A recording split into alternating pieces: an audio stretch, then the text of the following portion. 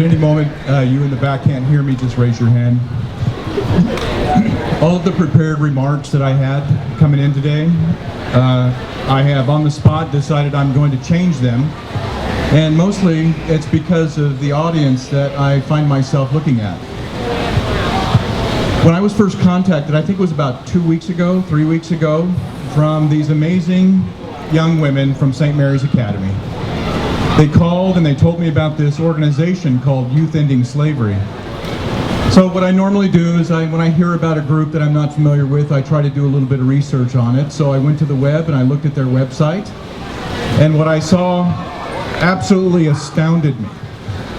They've got their own board, what I think is a complete 501(c) nonprofit, a complete youth-led organization, youth-initiated organization. And I will tell you that gave me so much encouragement that I had to rush home and tell my wife about it. My wife graduated a few years ago from St. Mary's Academy, and I wanted to share with her what these amazing young people had done. And I think probably the reason that it resonated so much with me, for many, many years, my work has been trying to deal with people in your age group that are being targeted or that have been targeted. The fact that this is a youth-led initiative and a youth-led organization is so inspiring, because the reality is I think you are also the solution, and I'll explain why in just a little bit. Human trafficking, or the commercial sexual exploitation of children, is one of the fastest growing criminal enterprises in the world today. And the reason young people are targeted primarily is because of their age. You see, because of their youth, they remain marketable for a longer period of time. And it's really despicable to think about a business model whereby children are the commodity that is being bought and sold worldwide. The United States has been living under the illusion for a long time that our own children are not being sold in the same manner that they are in other countries like Cambodia, Thailand, Indonesia, South America, Central America, and Eastern Europe. I've been working extensively in Indonesia for the past 2.5 years, and what I've learned is that many of the same things that are happening to the children there are happening right here in Portland, Oregon. And the reason for that is the way this criminal organization operates. You have the exploiters, you have people who care nothing about you. They don't care about your welfare, they don't care about your hopes and dreams. All they care about is what you can do for them, how much money they can make off of you. They don't care about the carnage that they leave along the way. All they care about is themselves and how much money they can make. Here in Portland, we have been suffering for a great many years trying to deal with this scourge. We are in a difficult spot because we have an alarmingly high rate of homeless youth. Geography plays against us a little bit because we're on the I-5 corridor and we sit 3 hours from Seattle, and it creates this corridor that's very easy for traffickers to move young people up and down and sell them from one place to another. One of the other tragedies of modern technology is that there has been a merger of technology with anonymity. You can be anonymous and simply go onto the web today and order up a young person from the internet through an escort service. But that's not always how it looks like. Exploitation comes in a variety of forms. Exploitation preys on the vulnerable. And vulnerability comes in a lot of different ways as well. You see, young people sometimes have to sell themselves for a place to stay. Sometimes they feel like they have no other choice but to sell themselves in order to meet their basic needs. And that brings me back to why I think this is so important, and why I said earlier that I think to a large degree you're also the solution to all of this. The reason I think you're so much a part of the solution is because of the shift that I'm seeing that's happening here in Portland, and particularly with this organization. And that is how you are making a public stand to wage a fight against this on your own behalf and on behalf of your peers. So much of what keeps a person entrapped in this is because of the way that they come to see themselves.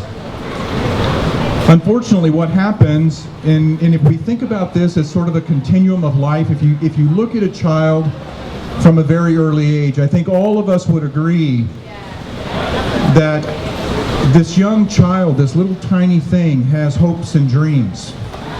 The child desires to be loved. The child desires affection. The child desires to be cared for and to be valued for who they are, not for what somebody else can do for them or for what they can do for somebody else.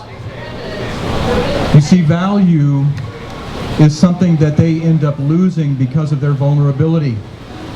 They come to see themselves as unworthy of any real future. They feel that they are unworthy of vital, healthy relationships because they think they are worthless.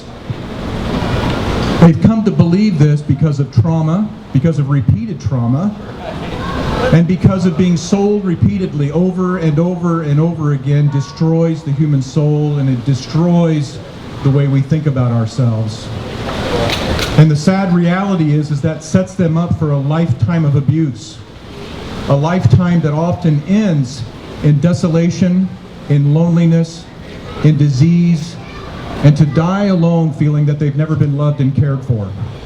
And so I want to tell you a story that I think paints a picture of what we need to accomplish. So I'd like to take you to the city of Surabaya. Surabaya is the second largest city on the island of Java in Indonesia. And in Surabaya there's a cemetery there called the Yellow Flower Cemetery. This is a place where adult women raise their children. They clean the cemetery in the daytime and sell themselves as prostitutes at nighttime for about 75 cents so that they can afford to feed their children the following day. Many of them are dying from HIV, Hep C, and other diseases. They're the outcasts of society, and if it were to go untouched, they would ultimately die having never been loved, having been abandoned, and that's something we can't do. We can't do that for the people who feel abandoned here, and we can't do that for the people from other nations as well. So when we think about where they began, what's so important for you is to realize that you have inherent self-worth, that you have value, that you are important, and that your voice has to be heard. You need to know that you are worth so much more than what you actually think.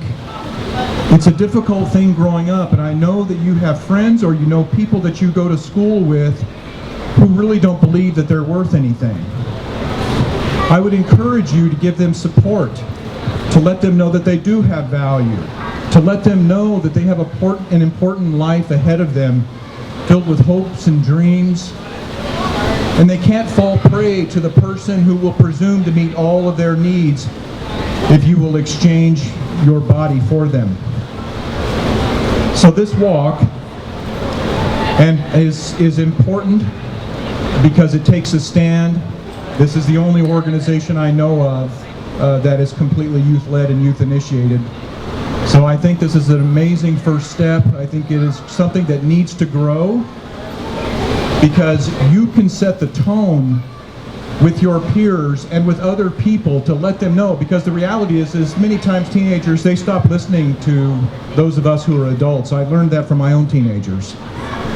So you have a powerful voice to share with each other, with your peers, and so I encourage you, I applaud you, I thank you for everything that you're doing, and I thank you for letting me come here and be a part of this. It's been an encouragement to me, and it's filled me with hope, and I just think you're terrific, so thank you.